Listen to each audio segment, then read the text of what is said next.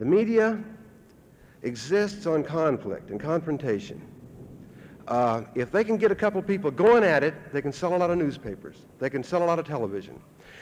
You get so that this pyramid that's going on right here like this, up to here, you recognize up to here at this end of the pyramid, you'll always eventually find Kennedy or Martin Luther King or Manson or Malcolm X at the end of this American pyramid, that information flows from this point out like that. Well, it don't.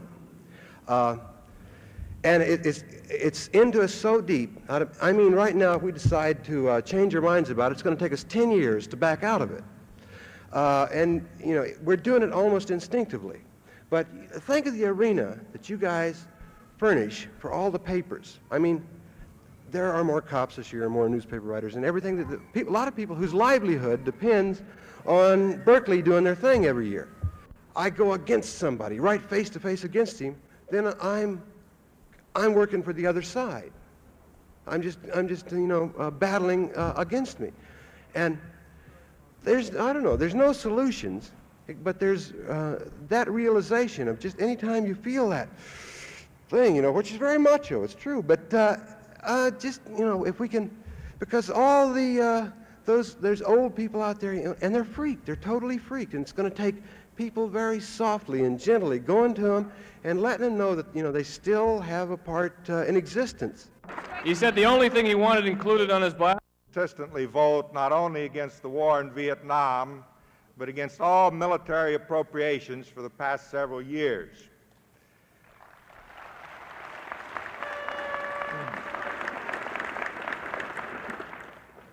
I am finding today that this position is no longer an isolated position. There are a growing number of congressmen who are getting religion, and I hope that this year or next year that we will have a majority of the members of the United States Congress who will finally wake up to the fact that this society today is being run by the generals in the Pentagon and that this ain't healthy.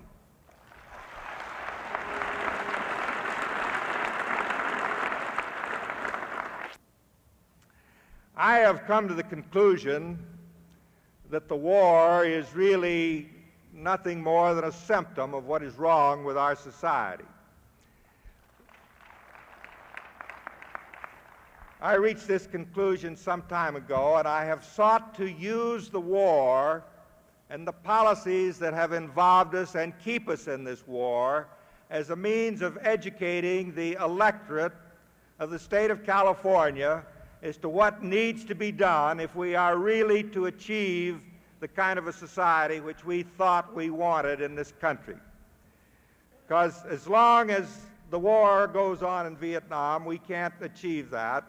And as long as the policies that led us into Vietnam are the controlling policies of this country, we will never succeed in achieving the goals which we think we are seeking in this country. We will never achieve the abolition of racism, the abolition of poverty, the achievement of freedom. We will never achieve any of these things as long as the policies which led us into Vietnam are the policies that dominate this country. The politicians are the creatures of those who hold power today.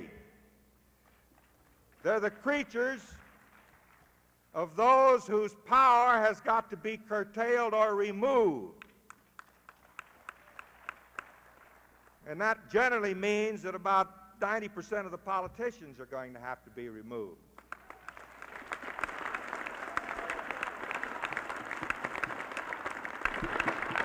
And I'm afraid that what I am telling you is a long-range program which goes beyond the political action of the next 3 weeks or the next 3 months or so on, because in order to really secure lasting change of the sort that I'm talking about and the sort that I know that you're interested in, we're going to have to change the attitudes of 200 million people. We're going to have to change the lifestyles of 200 million people. We're going to have to reject the kind of values which now dominate this society. And this means that you are going to have to make a commitment to work toward that goal. I don't know how long it'll take. I think make the universities democratically controlled instruments for relevant education in the world as it is today. Hello? Are you running? Yeah, I think you are. Hello, hello. Sounds very echoey. Level check. Say that at the beginning of the summer session and at the beginning of the fall quarter, nobody will go through the administration's process of paying money for the privilege of having grades recorded in the registrar's office. What we should do is set up a people's counter-registration, which is just like we do with the experimental college courses, Center for Participant Education, which is each professor has a certain number of seats, first come, first served, regardless of whether you have a reg card or not. That was an issue. That became a real strange issue. I said I was drunk last night. I'm hungover now. There's a real difference. It's finally obvious to more and more people. And instead of, Bogart and stuff, you go ahead and assume that, it's one, and then, take it easy with the people because you can't bring them along too fast. Now, well, let's see. I'll tell stories as they come up. All right, and there was this girl, and she looked like, she'd been doing speed for about 3 years, and she's got really bright eyes and short red hair, and she was just coming on and foam at the edge of her mouth. And this other guy, who was a really sullen, slow guy, he looked like a jail tattoo. And they had this little baby with them that was about 18 months old, and, it had been really mellow and nice for him because I got the windows in the barn and I'll tell you another thing. Here's another thing. It's a good idea is I found that, you get to thinking about something. I was building in the house. We moved into the barn, and I was working in the barn there, and I'd been taking a lot of speed, and I'd go in there and do a lot of work in the barn. I'd come back in and lay down and try to go to sleep. And I couldn't go to sleep because I'd started thinking, tomorrow I'll go in there and I'll put down the linoleum and I'll put up those things that hang, and man, they'll be beautiful, and some of those, that tile on the thing, and then I would flash, man, I'm never going to do that, and besides, I'm only doing it as a media shot because I know that it'll look good to somebody instead of do I really want to do it, and so it's like I'm incurring debts out there of making these plans, making these idealistic absolutes that I'm going to either have to go ahead and do or feel disappointed because I don't do, but I couldn't stop thinking about it. And I woke up and read Franny and Zooey, which I hadn't read in like 7 years. And Franny and Zooey, Franny is reading this little book called The Way of the Pilgrim, which has a thing in it called the Jesus Prayer.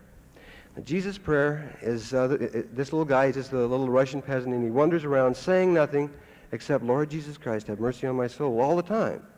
Until he's finally saying it all the time, and he's finally saying it in his head all the time. And after he does it in his head, it kind of drops into his heart, and he's doing it all the time. Well, I just started laying there on speed, just doing it over and over. Lord Jesus Christ, have mercy on my soul. Lord Jesus Christ, have mercy on my soul. Lord Jesus Christ, have mercy on my soul. Lord Jesus Christ, have mercy on my soul. Until all this other garbage that I was thinking stopped, and I found my head over in a new place. Because other stuff could come in, because I wasn't just going crank, crank, crank, crank, crank, crank, crank. And I could open it up like that, and then I could find myself in a different place. And so, now, like, it's a very nervous, edgy time. You can feel it in that building where we just came from. It's another thing.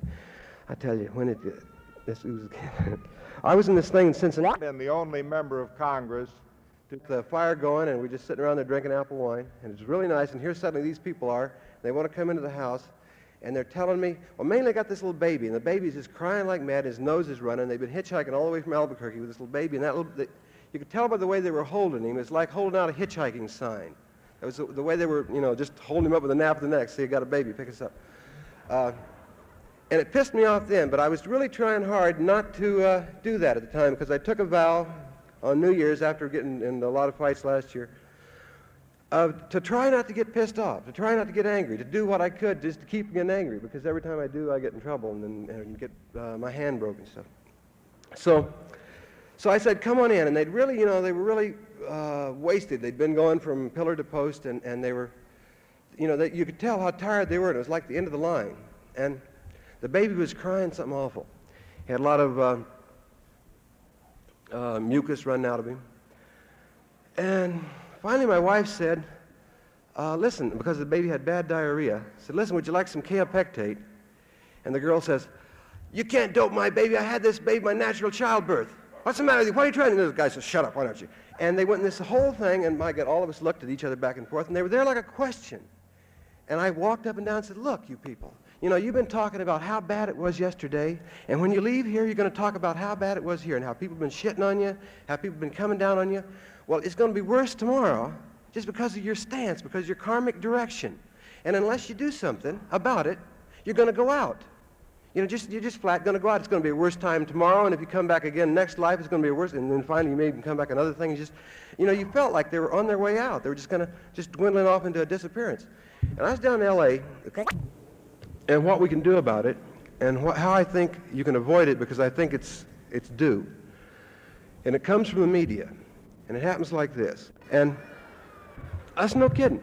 And there's a way I think that we can keep out of it, because pretty soon you get to know the exploitive microphone, the microphone that comes up and he sticks up there and he's asking you a question, but he's only registering certain stuff that has to do with news, which is sex and dope and a certain other little very limited thing. And that's the only feedback that's coming through the media, which is, you know, so tainted because of this, because people who work for the media, you want to keep their job going, and which means, you know, you got to find something that sells newspapers, which is fires and murders and all sorts of bum shit, which you end up eventually looking for, and finally find somebody to provide these things for you, so that all the people who are reading the media, the only feedback they're getting is that this is the kind of people they are. And to start a whole new thing of feedback, a positive feedback thing, will be having to step out of this pyramidal form, which we're used to doing because it's kind of nice to be a star, but step out into it, and it all breaks down and is confused.